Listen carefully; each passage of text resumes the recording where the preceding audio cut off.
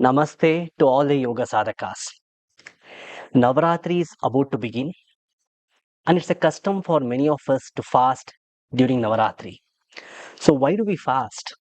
What exactly happens in our body when we fast? We'll understand all of that in this video.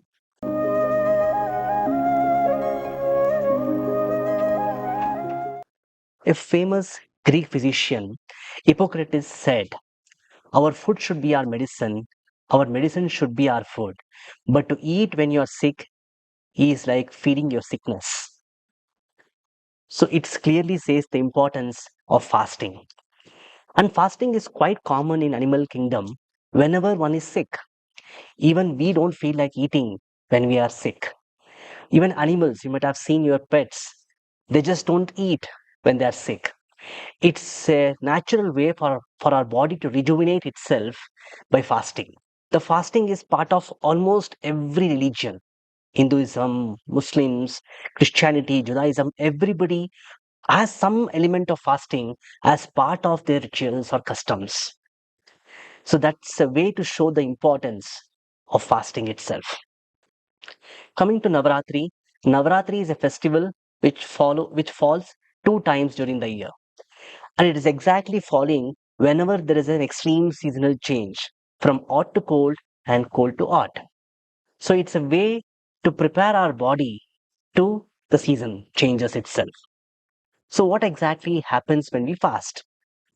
To understand this, just imagine that you are in a forest and you don't have the timely meal always. So what happens? So up to around 12 hours, your body will be busy breaking down the food which you've already eaten, and then you start getting the energy from that. And when that is exhausted, say roughly after around 16 hours, then you go and access the storage elements of your body, the storehouses, which is your fat. And now that starts breaking down in a process called as ketosis. And ketones getting formed, and every cell of your body can get the energy from ketones, including your brain cell.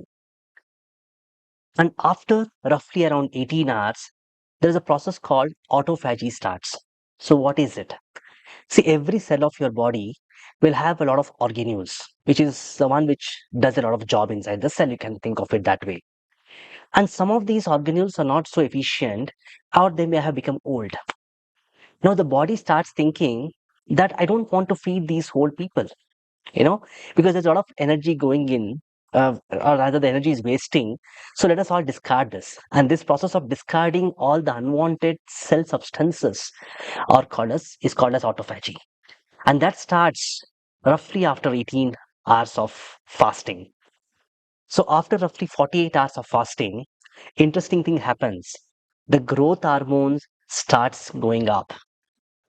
It's interesting because you're in a forest and you're not eaten for 48 hours, and your body intelligence will not allow you to die there. So it will prepare you by repairing your muscle tissues. It will repair your muscle tissue so that you can just go back and go and get your meal. Somehow figure out a way to do that. So growth hormone starts increasing. After around 54 hours, the insulin sensitivity increases. See, most of the times the diabetes type 2 is because of insulin resistance. Insulin is there, your cell cannot take it. Now, this sensitivity changes after around 54 hours of fasting. I'm not going to the depth of all of these things, but the interesting thing happens after 72 hours of fasting, which is roughly 3 days of fasting. What exactly happens is your stem cell starts getting produced. Now, remember, I told you that the cell organelles are being discarded because they are old, and now those stem cells will start going and replacing those areas, producing new organelles. Okay, the new organelles, basically it can say it's rejuvenating the cell, and it also reduces the oxidative stress in our body. To know what exactly is oxidative stress, you can watch the earlier video on yoga for menstruation where I've explained this in much more detail. But this process of producing stem cells does two things. It reduces oxidative stress and create new immune cells.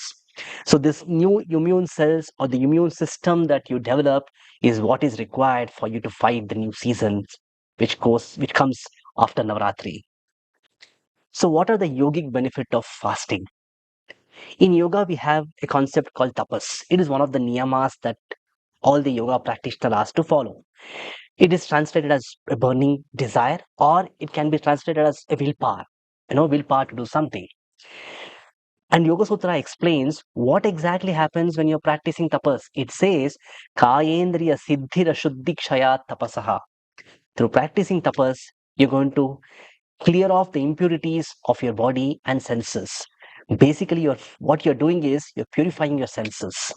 And that is exactly what happens through the fasting. You're building that willpower to do something which generally having doing a purification.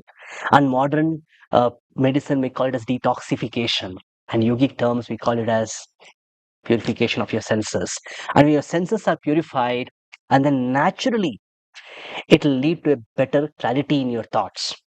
Your mind becomes much calmer, and you will be able to control the desires better. So, all these, if you think of it this way, all this is preparing a practitioner for a much deeper sadhana.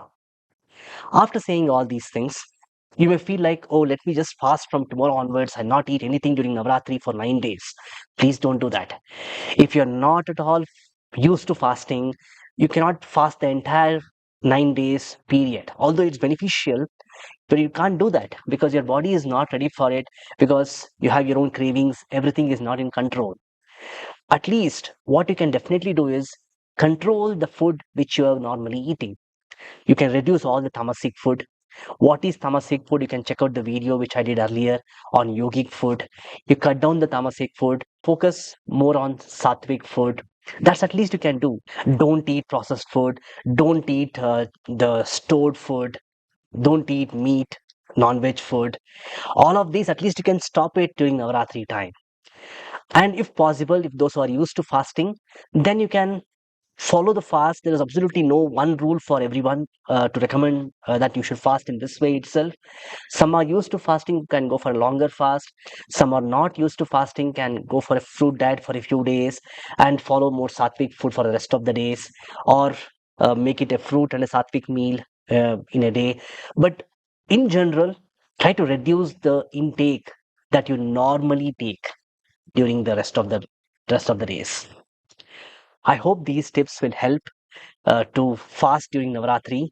I hope this video has helped you to get some understanding on why do we fast, what are the benefits of fasting, and why do we fast during Navaratri time. So please, if you like the video, kindly like, comment, and subscribe to the YouTube channel and share it with as many people as possible. Thank you so much.